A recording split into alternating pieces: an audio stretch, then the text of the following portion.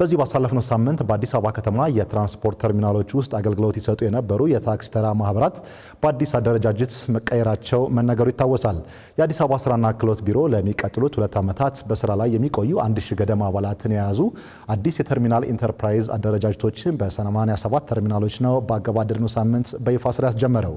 ከዚህ ጉዳይ ጋር በተያያዘ በሳምንቱ የተነሱ ጉዳዮችና የተሰጡ ማብራሪያዎችን ብሩክ አስቀናው መለስ ብሎ ያስዳሰናል።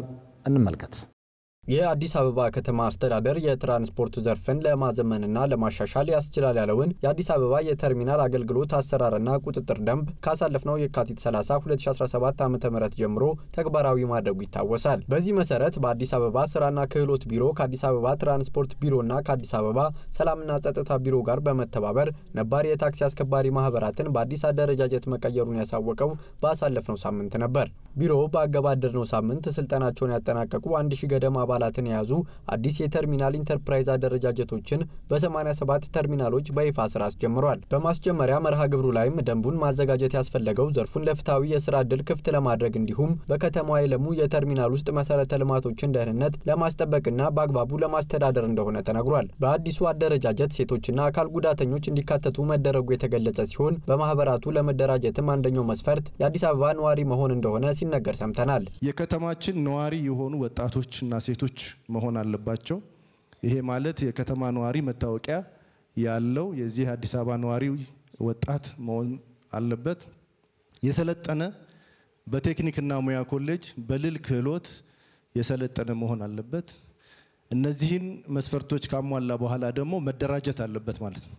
ስለዚህ የተደራጀ የሰለጠነ እና የከተማ ነዋሪ ወጣት በዚህ ስራ ላይ ለማሰማራት የምልመላና የማሰልጠን ስራዎች ሲሰሩ ቆይተዋል። እነዚህ አዲስ አደረጃጀቶች አገልግሎት በሚሰጡበት ወቅት የህብረተሰቡ የቅሬታ ምንጭ የነበሩ ችግሮችን መፍታትና የትራንስፖርት አገልግሎቱን የማቀላጠፍ ኃላፊነት እንዳለባቸው በዚሁ ጊዜ ተመልክቷል። ተርሚናሎች ላይ አገልግሎት ሰጭ ተቋማት አሉ።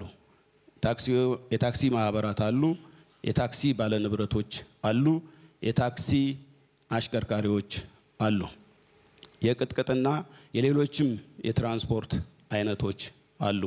ስለዚህ እነዚህ የትራንስፖርት አገልግሎት ሰጭ ለህብረተሰቡ የሚሰጡትን አገልግሎት የማሳለጥ የማቀላጠፍ እና የማሻሻል ኃላፊነት አለባችሁ ማለት ነው። ከዚሁ ጋር በተያያዘ የአዲስ አበባ ከተማ አስተዳደር በከተማዋ ከሚገኙ የፖለቲካ ፓርቲዎች ጋር ባሳለፍነው ሳምንት በመከረበት ወቅትም ከተፎካካሪ ፓርቲዎች ከተነሱ ጥያቄዎች መካከል ለበርካታ ዓመታት ሲሰሩ የነበሩ የታክሲ ተራ አስከባሪ ማህበራት ወደ ሌላ እንዲሸጋገሩ ከመደረጉ ጋር የተያያዘ ጥያቄ አንስተው ከንቲባ አዳነች አቤቤ ምላሽ ሰጥተውበት ነበር። ሁላችንም ማሰብ ያለብን ስራ አደራጅተን እንደ መንግስት የስራ ዕድል ፈጥረን ድጋፎች አድርገን ወደ አንድ ምዕራፍ ካደረሰን በኋላ ሁሉ ጊዜ በድጋፍ ማቆየት አይቻልም።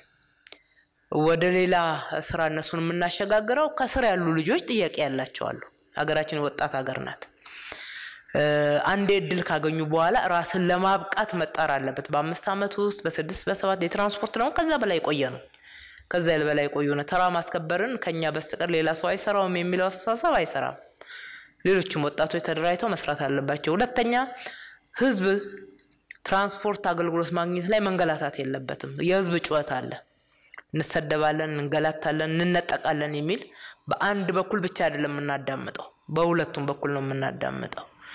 እነሱም ችግሮቻቸውን እያረሙ እንደገና ደግሞ ወደ ተሸጋገሩት ስራ ተሸጋግረው መስራት መቻል አለባቸው። ሁለተኛ አዳዲስ ወጣቶችም ደግሞ ከስራ የተደራጁት የስራ ዕድል ማግኘት አለባቸው። አዳዲሶቹ ማህበራት በይፋ ስራ በጀመሩበት መድረክ ላይ ከዚህ ቀደም አገልግሎቱን ሲሰጡ ከቆዩ ማህበራት ውስጥ ከ15 ዓመት በላይ ያስቆጠሩና ሀብት ያፈሩ መኖራቸውን የጠቆመው የአዲስ አበባ ስራና ክህሎት ቢሮ የተሰጣቸው ጊዜ በመጠናቀቁ ቦታውን ለሌሎች በመልቀቅ ባፈሩት ሀብት ወደ ሌሎች የስራ መስኮች እንዲሸጋገሩ አስፈላጊው ድጋፍ ይደረግላቸዋል ብለዋል። ሆኖም በቆይታቸው በቂ ሀብት ላላፈሩ ማህበራትና ግለሰቦች ደግሞ በሌሎች ዘርፎች ስልጠና ወስደው ወደ ስራ የሚገቡበት እድል መመቻቸቱ ተገልጿል። በተለይ አንዳንድ ተርሚናል ላይ ጥቂት ግለሰቦች ብቻ ይጠቀሙበት ስለነበረ ከስር ያሉ የተርሚናል ተራ አስከባሪዎች በቂ የሥራ ሁኔታ አልተፈጠረልንም የሚል ጥያቄ ያላቸው መኖራቸውን አረጋግጠናል። እነዚህን እድል ሰጥተናል፣ እናሰለጥናለን። ከ250 በላይ የቀድሞ ተራ አስከባሪዎች ስልጠና ያገኛሉ።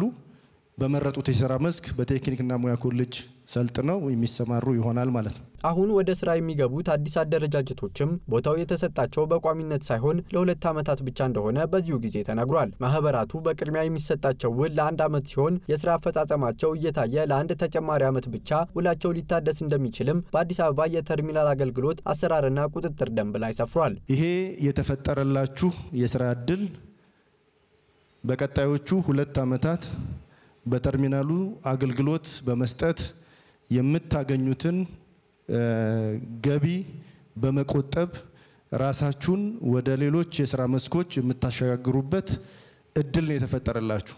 በቋሚነት እስከ መጨረሻው ለበርካታ ዓመታት የሚያቆይ የሥራ እድል አይደለም።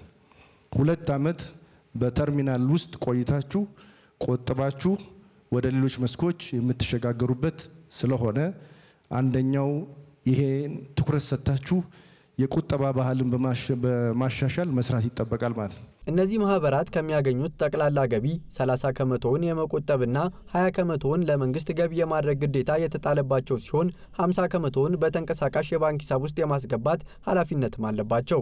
የአዲስ አበባ ሰላምና ጸጥታ ቢሮ ኃላፊ ሊዲያ ግርማም እነዚህ አዲስ የተርሚናል ኢንተርፕራይዝ አደረጃጀቶች ደንብና መመሪያን አክብረው በመስራት ሰላምና ጸጥታን ለማረጋገጥ ኃላፊነታቸውን እንዲወጡ አሳስበዋል። በተለይ በፊት ከነበረው ተርሚናል አገልግሎት ላይ ተሰማርተው ከሚሰጡ ወጣቶች ላይ ማህበረሰቡ የሚያነሳቸውን የስነ ምግባር ስርዓትና ደንብን ጠብቆ ህዝብን ካለማገልገል ማመናጨቅና መሰል ጉዳዮች ወንጀልን ከመከላከልና ሌሎች የጸጥታ ጉዳዮች ጋር የነበሩ ውስንነቶችን ይሄ አሁን አዲስ የተደራጀው ኃይል ፍጹም በመቅረፍ በሰለጠነውና በተሰማራበት መስክ ላይ ህዝብን ለማገልገል የቆረጠ የወሰነ እንዲሁም ደግሞ በአግባቡ ተልእኮውን ለመወጣት ዝግጁ የሆነ ወጣት እንዲሆን ላሳስብ እወዳለሁ።